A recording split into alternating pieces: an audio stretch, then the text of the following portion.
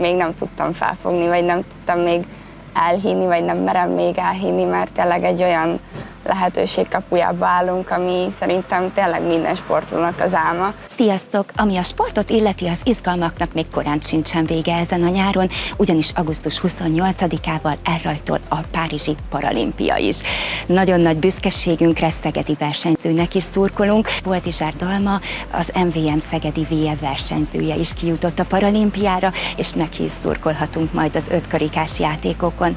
Dalma 17 évesen egy a gerincében keletkezett vérömleny miatt bénult le, előtte is már kajakozott, most pedig a paralimpián kajakban és kenuban is megmérettetheti magát.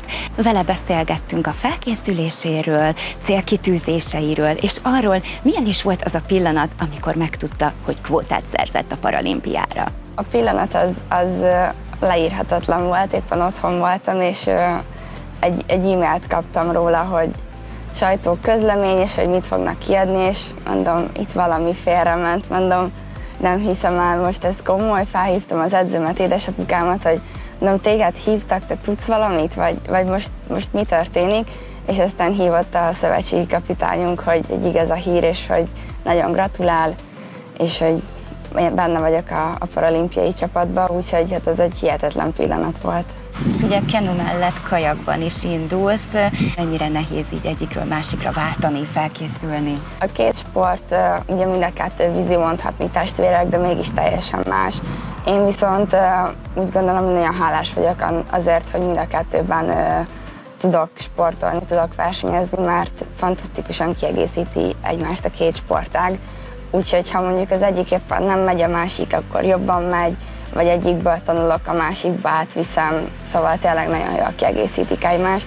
Úgyhogy azt gondolom, hogy ez színesíti is a mindennapokat, hogy nem egy monoton dolgot kell csinálni, hanem akár a délelőtti edzésen kajakozunk, a délutáni meg már kenuzunk.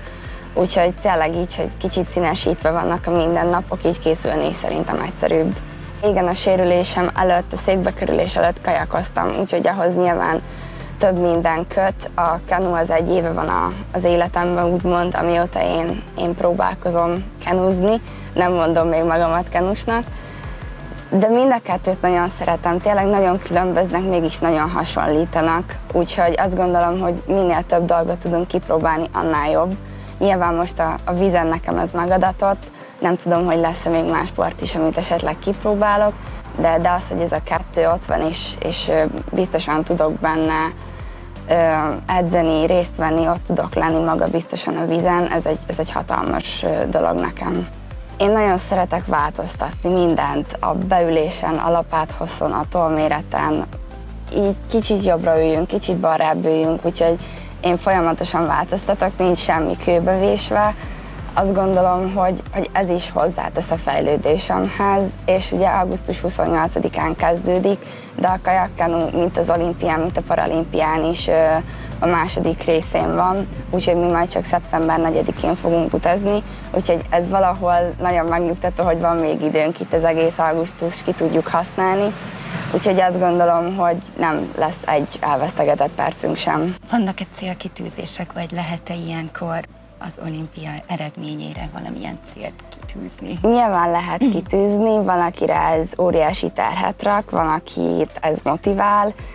Én még viszonylag fiatal vagyok a mezőnyben, meg újoncnak is számítok, azt gondolom, úgyhogy én nem nagyon gondolkoztam így eredményben, mert én még úgy érzem, hogy nekem az teher lenne, hogyha megmondanánk, hogy miért megyünk. Ugye a tavalyi évben volt az első nemzetközi versenyem, az hatalmas élmény volt, és azt gondolom, hogy azzal, hogy a Duisburgi világbajnokságon döntőbe evezhettem, az is egy hatalmas dolog volt. Titkon nagyon bízom benne, hogy legalább az egyik számban döntőbe kerülök, de azt gondolom, hogy az én esetemben az is óriási teljesítmény, hogy egyáltalán kijuthattam.